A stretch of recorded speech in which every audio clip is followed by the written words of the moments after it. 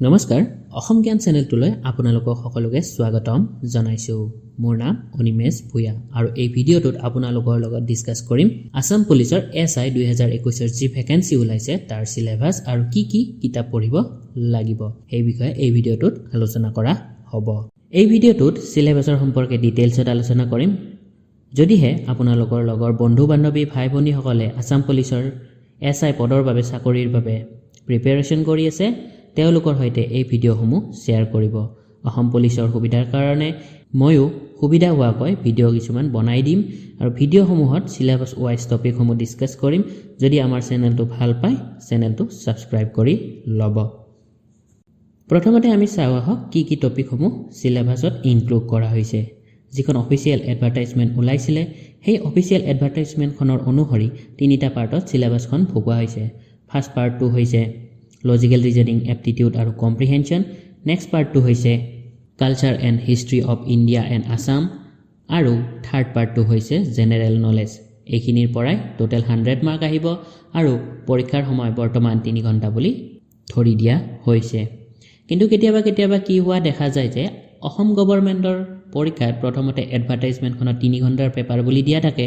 কিন্তু পিছলৈ দেখা পোৱা যায় যে পেপাৰখন 2 ঘণ্টাৰ হয় গতিকে সময় হিচাপে বৰ্তমান 3 ঘণ্টাই ধৰি দিয়া হৈছে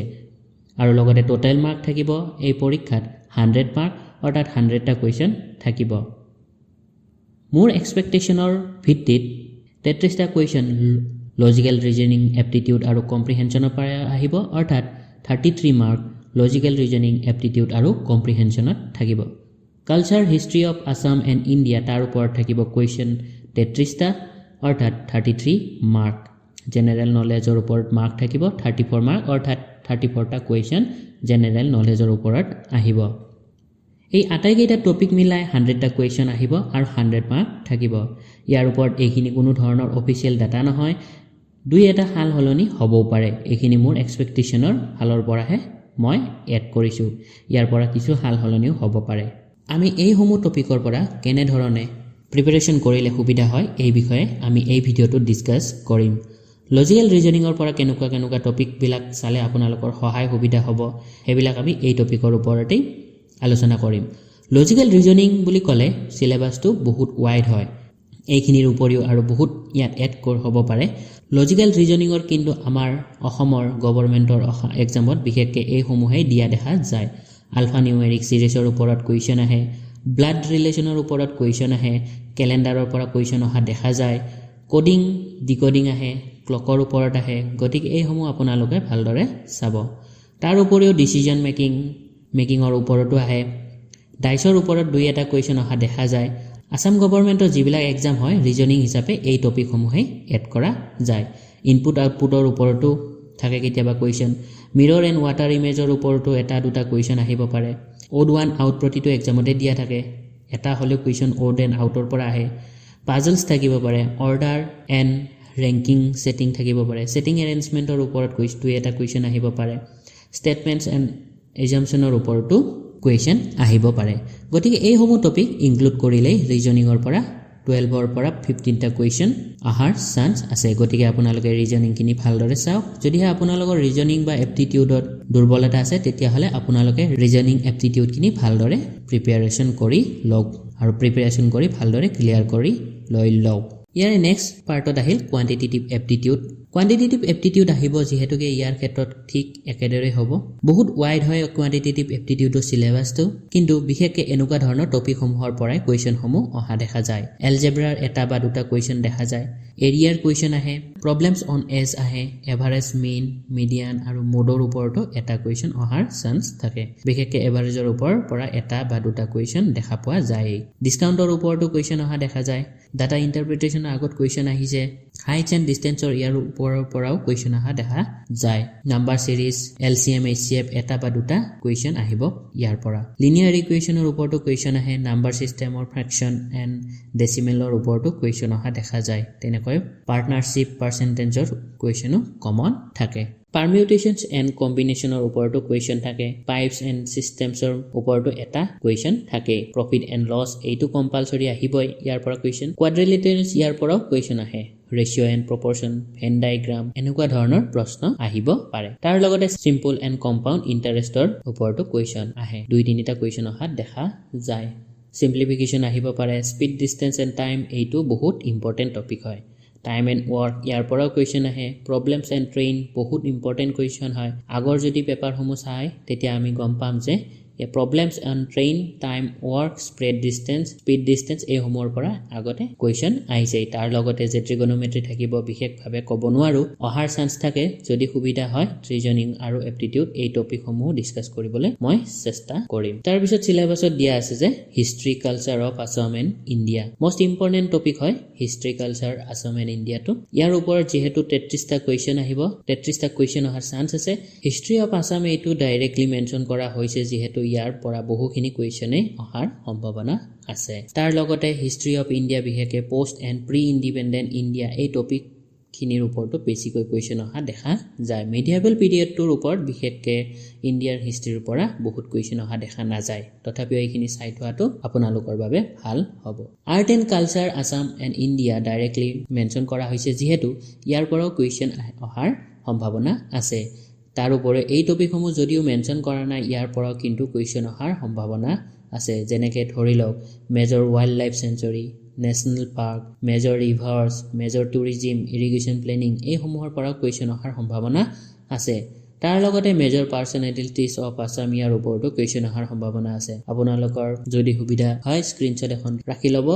আৰু টপিক ৱাইজ এই চিলেবাছখিনি কভাৰ কৰিবলৈ চেষ্টা কৰিব। মই যিমান পাৰোঁ ভিডিঅ'টোৰ জৰিয়তে টপিকসমূহ ডিছকাছ কৰিম আৰু আশা কৰিম যে ডিছকাশ্যন কৰা টপিকসমূহ আপোনালোকৰ এক্সাম প্ৰিপেৰেশ্যনত অলপ হ'লেও সহায় কৰিব। ইয়াৰ পিছৰ নেক্সট টপিকটো হৈছে জেনেৰেল নলেজ, আৰু জেনেৰেল নলেজ বুলি কোৱাৰ লগে লগেই কাৰেণ্ট এফেয়াৰ্ছৰ কুৱেশ্যন থাকিব, কাৰণ জেনেৰেল নলেজৰ টপিকটোৰ ভিতৰতে কাৰেণ্ট এফেয়াৰ্ছ এটা মষ্ট ইম্পৰ্টেণ্ট টপিক হয়। যদিও জেনেৰেল নলেজ বুলি বা জিকে বুলি দিয়া থাকে, তেতিয়াও কি থাকিব কাৰেণ্ট এফেয়াৰ্ছটো ইনক্লুড কৰি হোৱা হয় বা ইনক্লুড হৈ আছে বুলি আপোনালোকে জানিব লাগে। গতিকে ষ্টেটৰ লগতে নেশ্যনেল এণ্ড ইণ্টাৰনেশ্যনেলৰ ইম্পৰ্টেঞ্চ কাৰেণ্ট এফেয়াৰ্ছ অহাৰ চান্স বহুগুণে বেছি আছে। তো জেনেৰেল নলেজৰ কেইটামান টপিক যেনে socio' economic development of Assam and India, এই টপিকটোৰ বিশেষকৈ আছামৰ ওপৰত বেছিকৈ গুৰুত্ব দিয়া ভাল, কিয়নো socio' economic development of Assam ইয়াৰ পৰা বহুখিনি প্ৰশ্ন আহিব পাৰে। তাৰ লগতে জেনেৰেল নলেজ বুলি ক'লে history of Assam, history of India সোমাই থাকিব, ইণ্ডিয়ান কালচাৰ সোমাই থাকিব, ইণ্ডিয়ান জিঅ'গ্ৰাফি থাকিব, ইণ্ডিয়ান পলিটি আৰু আছাম পলিটিও সোমাই থাকিব। লগতে জেনেৰেল নলেজ বুলি কোৱাৰ লগে লগে জেনেৰেল ছায়েন্সৰ কুৱেশ্যনসমূহো এই টপিকটোৰ ভিতৰতে সোমাই থাকিব। চ' এক্সপেক্টেড এইখিনি টপিকৰ পৰাই কুৱেশ্যন অহাৰ সম্ভাৱনা আছে।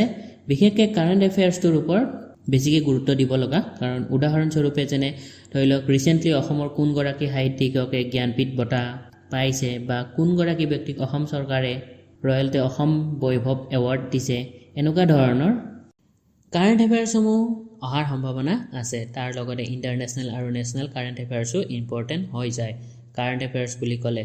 চ' ইয়াৰ ওপৰাও কুৱেশ্যন অহাৰ সম্ভাৱনা আছে। কেনেকুৱা ধৰণৰ কিতাপ পঢ়িলে আপোনালোকৰ সুবিধা হ'ব সেই বিষয়ে চাওঁ, তেতিয়াহ'লে অসমৰ জিকেৰ কাৰণে আছাম ইয়াৰ বুক বেষ্ট হয়। মই জনাত অসমৰ ভিতৰতে সকলোখিনি জিকে সামৰি লোৱা ভাল আৰু নিৰ্ভৰযোগ্য কিতাপখনেই হৈছে আছাম ইয়াৰ বুক বাই শান্তনু কৌশিক বৰুৱা। এই কিতাপখন আপোনালোকে পঢ়িলে তেতিয়াহে ল'ব, কাৰণ এনে নপঢ়ি পেলাই কিতাপখন লৈ লাভ নাই। চ' এইখন এখন ভাল কিতাপ অসমৰ জিকেৰ কাৰণে। হিষ্ট্ৰীৰ লগতে অন্যান্য অসমৰ টপিকসমূহো বিশেষকৈ এই কিতাপখনতে ইনক্লুড হৈ আছে। এইখনে আপোনালোকৰ এক্সাম প্ৰিপেৰেশ্যনত বহুখিনি ক্ষেত্ৰত সহায় কৰিব। যদি 2022ৰ পাব্লিছ হৈছে, বৰ্তমান যদি 2022 চনৰ পাব্লিছ হ'ল, সাধাৰণতে অক্টোবৰ মাহত পাব্লিছ হৈ যায়, তেতিয়া আপোনালোকে আছাম ইয়াৰ বুক 2022 এডিশ্যনখন ল'ব পাৰে। নেক্সট ইম্পৰ্টেণ্ট কিতাপ হৈছে লুচেন্স জেনেৰেল নলেজ। যদি আপোনালোকৰ হাতত আৰিহান্তৰ জেনেৰেল নলেজখন আছে, তেনেহ'লে এইখন কোনাৰ কোনো দৰকাৰ নাই, যিকোনো এখন ল'লেই হ'ল, আৰিহান্তৰ জিকে বা লুচেন্স জিকে। অবজেক্টিভ এখন জেনেৰেল নলেজ এখনৰ দৰকাৰ হয়, য'ত